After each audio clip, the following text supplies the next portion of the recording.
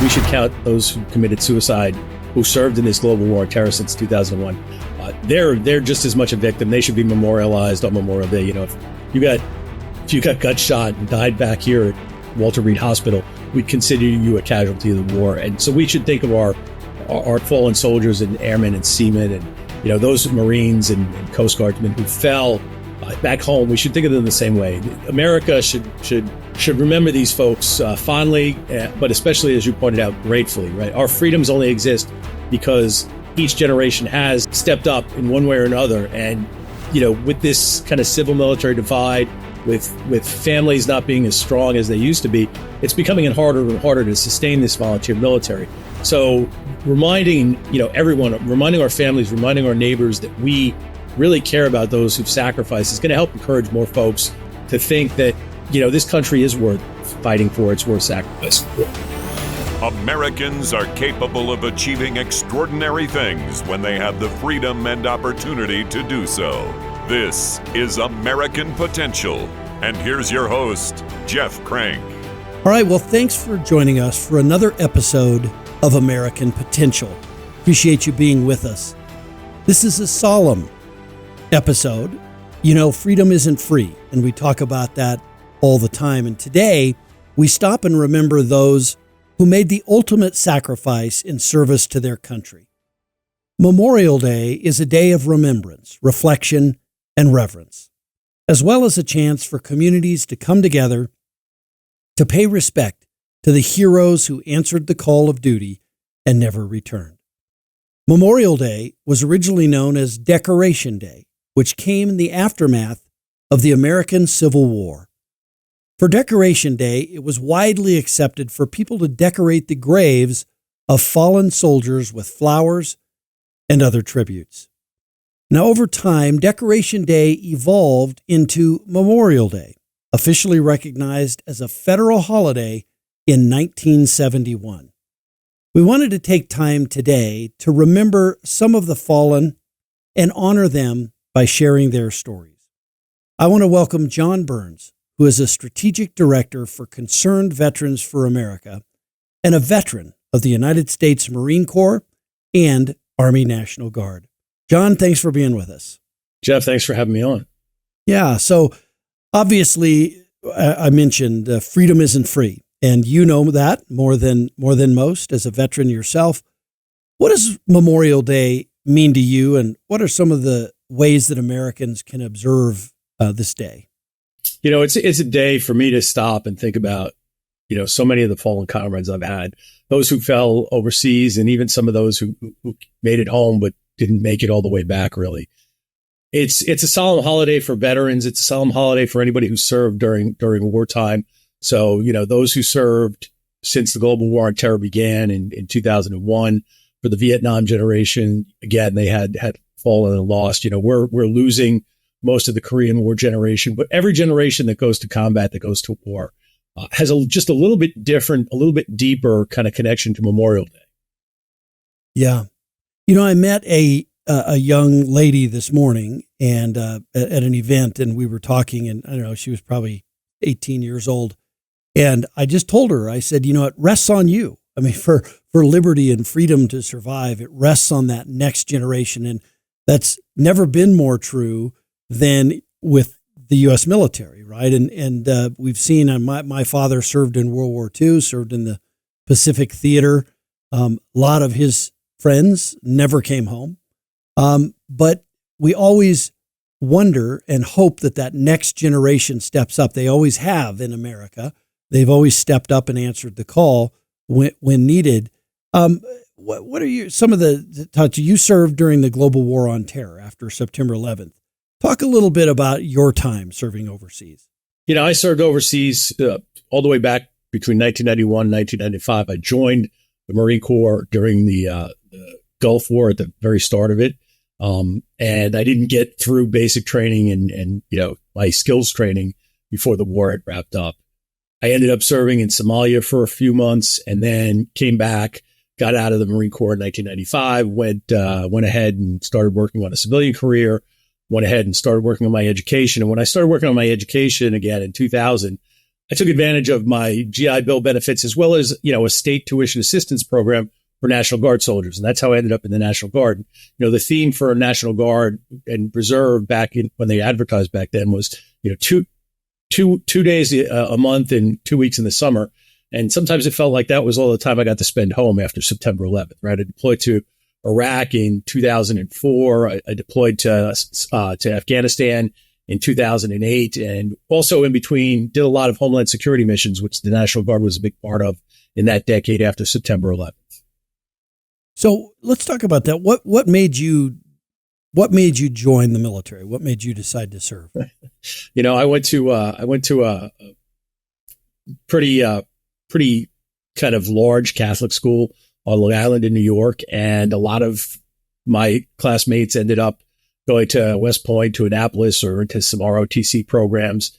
And when the Gulf War kicked off a few years after we graduated, a lot of them were there lining up against Saddam Hussein. And I just felt like, if guys I went to high school with were going to do that, I had to support them. I had to be part of it. And, I just went down to the local Marine Corps recruiting station and said, I'm in. And again, the recruiting process takes a couple of weeks, and basic training takes 13 weeks, and skills training takes, anywhere from 4 weeks to 52 weeks, depending on what you're doing. For me, it was a 4-week course. But by the time I got all through that, our troops were already on their way back home. Yeah, right. Let's talk a little bit about September 11th. And that really changed America. And, it's interesting. I talk to people now, young people who weren't even alive on September 11th during the attack on the United States. But that had a profound impact on every American who saw it and knew that, they remember exactly where they were when they saw the towers fall, or they heard that the plane had hit the second tower. That as you look back on that, what's your understanding or remembrances of that, not only that day, but then the follow-up to why you saw how critical it was for you to continue to serve our country? Yeah, well, as you know, but the folks listening to this podcast might not, I was in New York on September 11th. I responded with my National Guard unit. It took us a little while to get organized and figure out what our exact mission was going to be. It was given to us by New York Emergency Management. We ended up working directly for the fire chief down at Ground Zero for about 2 weeks, pulling security for him. And it was just an incredible day. As you pointed out, it was a turning point. It was a turning point in my life. It was a turning point in American history. And, you mentioned that there are folks today serving in the military, actually, who weren't alive that day. That was almost 23 years ago. You could be a lieutenant or, on your way to being a captain at that age in the Army or the Air Force or the Marine Corps. So it was a turning point. And just like Pearl Harbor, the last attack before that on American soil, it was a turning point for those who came after, right? You said your father served in World War II. My father didn't. He served in the Vietnam era, but there were scoutmasters on my street. There were baseball coaches who had served in World War II when I was growing up as a kid. And you felt it, right? So even that generation that didn't see it, that wasn't quite born yet, like my niece and my nephew, it's impacted their lives very, very directly. They don't know how much it changed things, but it really has impacted them. Yeah. It kind of, in many ways, it took away the innocence of America, right? There was maybe it was a naivety as well, because there was so many years between Pearl Harbor and September 11th. Maybe it was just a naivety that couldn't happen here. And sometimes we get lulled into that, and we may be find ourselves in that situation right now, that we're being lulled into that. But it can happen here, and people need to be willing and able and ready, stand at the ready to make a difference and defend our country when that happens. Talk about that a little bit. So that's where you were on September 11th, but how for many days afterwards, I'm sure you were working to secure New York and make sure and keep people safe. Yeah, it was like 13 days, 12 nights that we were down there at Ground Zero. And I remember there were search and rescue dogs. FEMA had pulled in search and rescue dogs from all over the country, Boston and San Francisco. And I remember talking to one of the dog handlers from one of their, fire departments. And the dog looked depressed. And she said, "Yeah, we're getting out of here tomorrow. We've been here for 12 days. And I said, yeah, that sounds about like the right time to get out of here, right? It was very, very sad to be there. Sure. It was very, very stressful, and just a huge reminder. I mean, I grew up in New York. I lived at the time in New York City, and my hometown had been attacked. My hometown was part of a war zone. So there was a real feel there. And, in October, when we started attacking targets in Afghanistan, I have to say I was pretty happy. When special CIA and special forces operators went in later in the year, again, I was happy. It was important that we respond back then. It was definitely impactful on America. Yeah. Yeah, no question about it. Let's talk about some of the folks that you served with. One of the guys that you got to serve with was from Nigeria, was working on his citizenship here. Share some of his story. Why did he come to America, and why did he decide to serve in the military? Well, he came to America for the same reason that, our grandparents, great-grandparents, our ancestors came here, the economic opportunity. It was just a better place for him to build his future, to ensure that he could support, whatever new family he was going to have, but also his family back home. He came here. He ended up working for the Bear Stearns investment firm in New York as like a nighttime, I don't remember, security guard janitor, but he worked for Bear Stearns, and he went to school at the New York City College of Technology, NYC Tech, which is part of the City University of New York. So he didn't have the GI Bill, but he was doing the same thing I was doing. He was taking advantage of the tuition assistance program while working full time and going to school full time. And he came to our unit a little after September 11th. But I remember when the war in Iraq kicked off, again, my unit got pulled into duty for about a month, and we were pulling security in New York City subways along with the NYPD.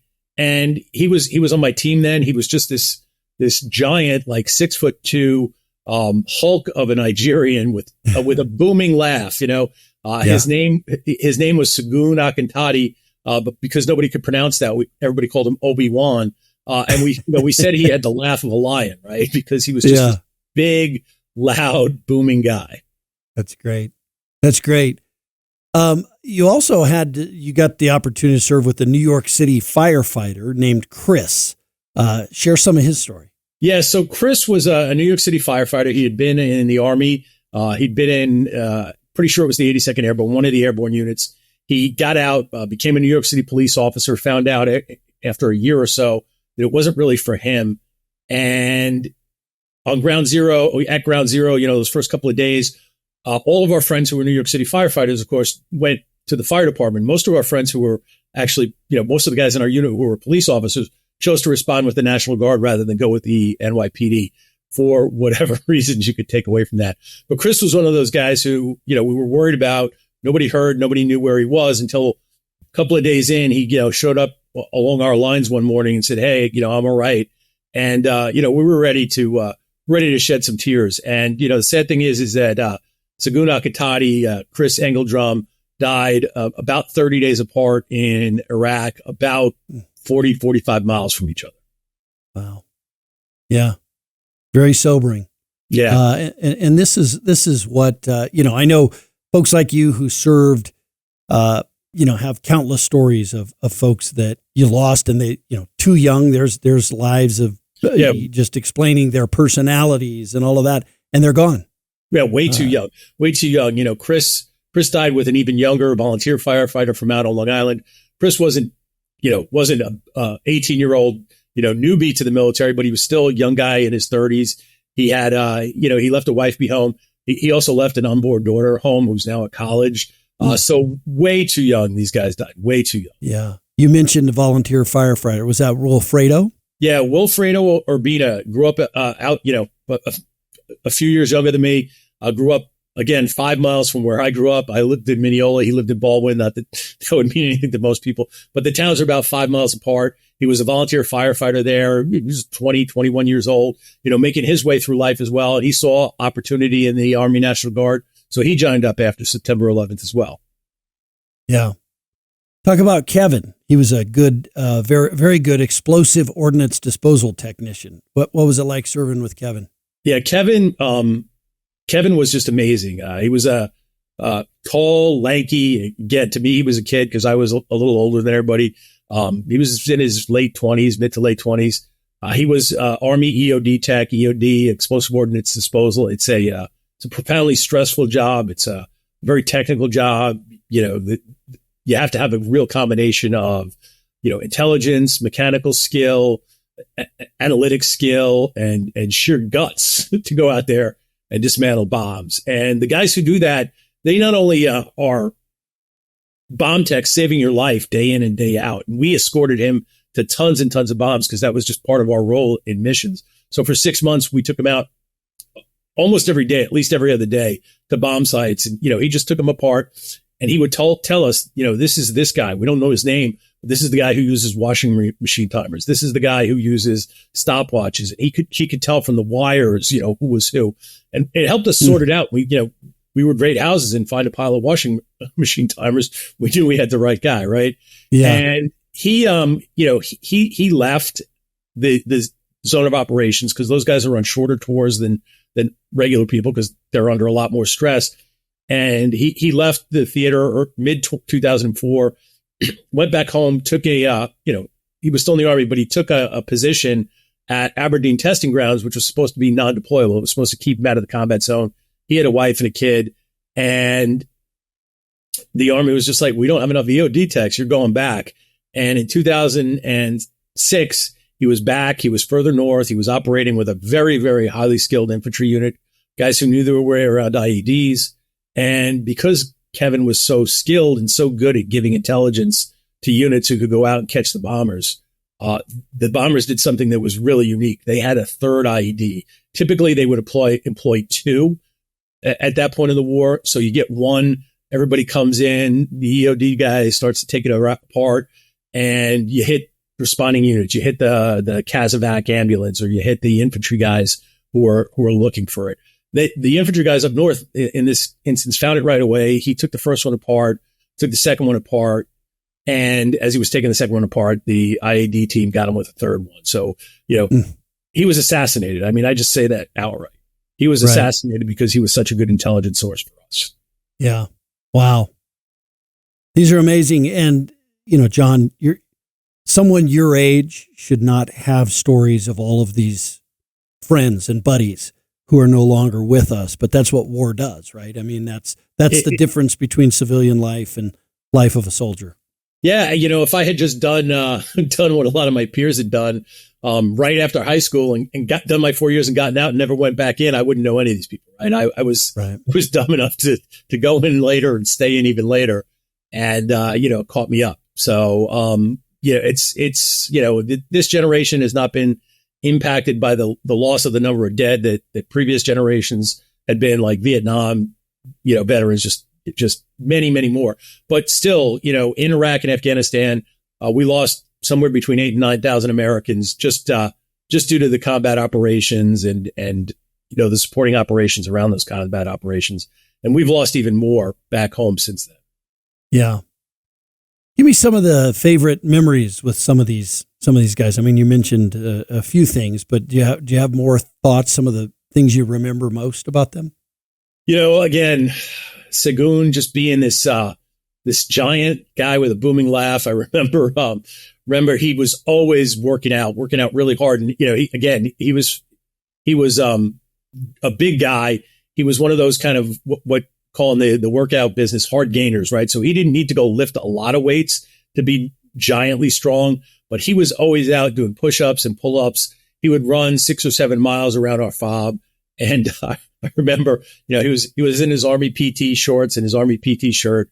And you could just see what kind of shape he was in. And my commander, who I was his driver at the time, he said, wow, that kid is in really good shape. So we saw him at Chow that night. And I said, Segun, the captain here, he says you have a really nice body. And, my boss was not exactly happy about it, but he had to laugh along with the rest of us. Yeah. Right. Yeah. What makes, and I have, I think of my own family, I have relatives that served in the Revolutionary War. I have some that served in the Civil War. And just going back down through history, obviously Vietnam and World War II and things like that. What is it that makes a soldier want to go fight for their country, and especially this country. I mean, I think there's soldiers all around the world that do it. Some are forced to do it, but ours has always been a country, that liberty and freedom, that people have just volunteered to go serve. I remember my dad talking about, right after Pearl Harbor, and people just in droves going and signing up. That was the largest day, a recruitment day ever in the military, right? Was after Pearl Harbor. But your thoughts on why we do that? Why do Americans do that? We had conscription from the Civil War through every war that we fought until Vietnam, and it stopped after the Vietnam. But as you pointed out, World War II was really a game changer. It was an attack on U.S. soil. Hawaii at the time was a U.S. territory, had a huge naval base. We lost 3,000 or so Americans that day. And America had seen the war coming, things that were going on in Europe, things that were going on in Japan. It was clear that we were going to be involved somehow, whether it was at war with these empires or supporting our kind of near allies or the nations that we were friendlier with. But that day changed again. December 7th, like September 11th, changed everything. I have a really good friend of mine who's about my age, and his father was one of those World War II veterans that I was saying lived up the block, was a scoutmaster and all those things. And he was rated 4F. Frank Rotter, rated 4F because he had terrible eyesight. He needed really heavy glasses to see things. And he watched all of his friends either enlist or get drafted. And he went to the draft board and he said, look, I need to be in this war. And, they were like, well, maybe. And he told them he could type. And that was it. Okay, you could type. We have a need. We have a lot of people in this army who can't type. So they assigned him as a typist to a medical unit, and he got trained as a medic, and he ended up driving an ambulance around on the front lines the whole time. Wow. So, and he lived a good life, but, he was a medic. Lots of guys he would talk about that just never made it back. He would treat them and they just wouldn't make it. Yeah. Yeah. That's incredible. I've heard stories of folks lying about their age after Pearl Harbor, saying that they were 18 when they were really 17 or whatever, and just, doing everything they could to go do that. And that just takes a special person, special courage, but it also takes a country that values liberty and freedom in order for people to want to do that. They don't do that, I would imagine, to serve the communist dictator. My guess is they didn't do it under Castro in Cuba. They didn't line up to do it. They had to be forced to do it in many cases. So pretty special place that we live, for sure. Something else you wanted to talk about was that since 2001, we've lost more service members to suicide than we did overseas during combat. What's something that we can do to help bring those numbers down? It's such a hard issue, right? I mean, there are some people who there's nothing you can do to help them. But, our mental health services in this country overall are broken. That is probably doubly true at the U.S. Department of Veterans Affairs and their health administration. It's just really hard. You get to the spiritual level of wounds, you get to the moral level of wounds and the emotional level of wounds.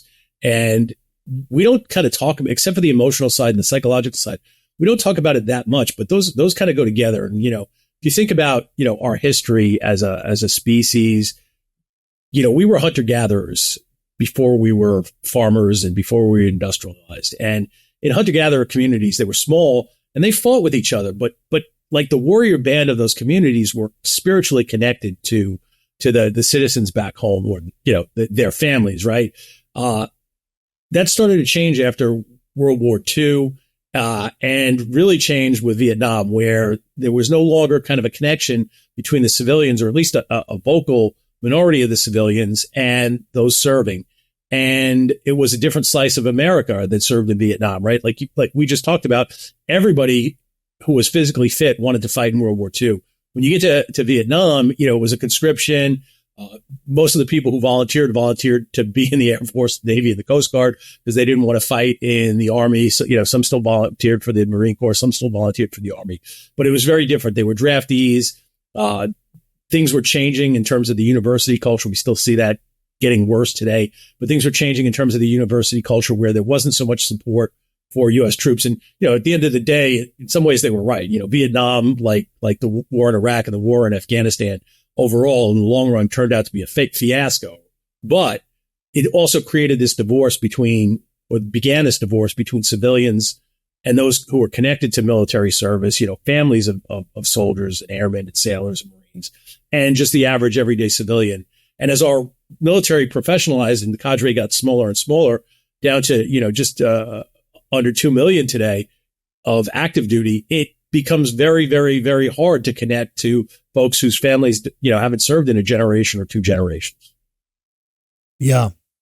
Yeah, no question. Now, with regard to the suicides that we've seen, particularly since 2001, what can be done about that? I mean, are there things that we can do to help focus on this issue?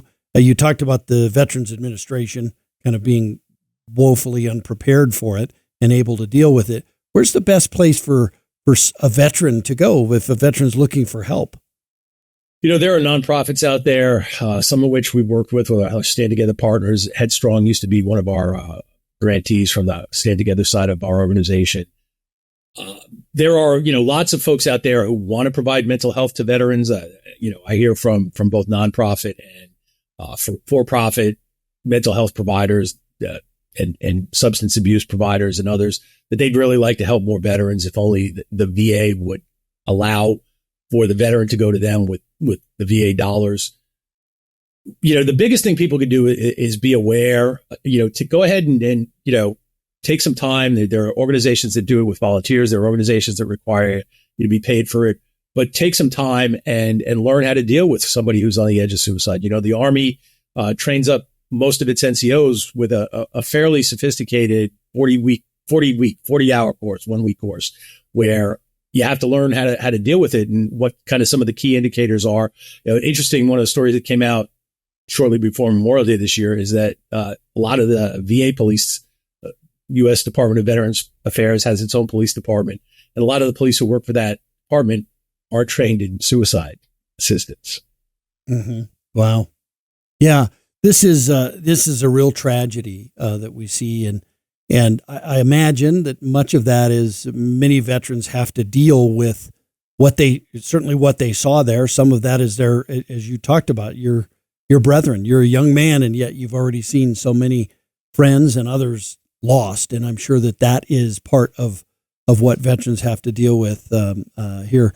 Any final thoughts on this Memorial Day about the sacrifice that so many in our country have made for liberty and freedom over the years? On the suicide thing, I just think, I want to remind Americans that we should count those who committed suicide, who served in this global war on terror since 2001. They're just as much a victim. They should be memorialized on Memorial Day. If you got gut shot and died back here at Walter Reed Hospital, we'd consider you a casualty of the war. And so we should think of our fallen soldiers and airmen and seamen and those Marines and Coast Guardsmen who fell back home. We should think of them the same way. America should remember these folks fondly, but especially, as you pointed out, gratefully, right? Our freedoms only exist because each generation has stepped up in one way or another. And, with this kind of civil military divide, with families not being as strong as they used to be, it's becoming harder and harder to sustain this volunteer military. So reminding, everyone, reminding our families, reminding our neighbors that we really care about those who've sacrificed is going to help encourage more folks to think that, this country is worth fighting for. It's worth sacrificing for. Yeah, it sure is. John, thank you for joining us. Thanks for sharing your stories, the stories of your friends and your buddies, many of whom did not make it back to their families. And that's just kind of what we have to remember, is that there were families left behind. It wasn't just them that was impacted. You were impacted. You told the story and how it impacted you. But behind that, there's still hundreds of other stories of their relatives, their mom and dad, their spouse, their kids, who now have a void that's left in their life because that person gave the ultimate sacrifice. So thank you for sharing that with us, John. Thanks for having me on. And, I hope every American takes a few minutes this Memorial Day to just, even if they didn't know anybody, to think and be profoundly grateful for those who've sacrificed for our freedom. Yeah, that's a great way to put it, John. Thank you. Profoundly grateful. That's really what we should be, is profoundly grateful for the men and women who have served our country and defended liberty, defended freedom throughout the years, to allow us, and again, we talk about taking things for granted all the time on this podcast, but we do take that for granted. I think we wake up every day, the sun is out, that's a nice day. We take peace and tranquility for granted. They don't have it in every corner of the world.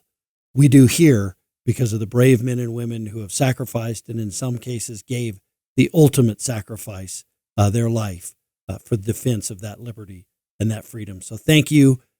Please remember today, this Memorial Day, those who have fallen, and say a nice prayer. Think about them. Think about the sacrifice that they made. Say a prayer for their families. And thank you for joining us on American Potential. Thank you for listening to American Potential. You may listen to more stories from Americans working every day to expand freedom and opportunity in their communities by visiting AmericanPotential.com.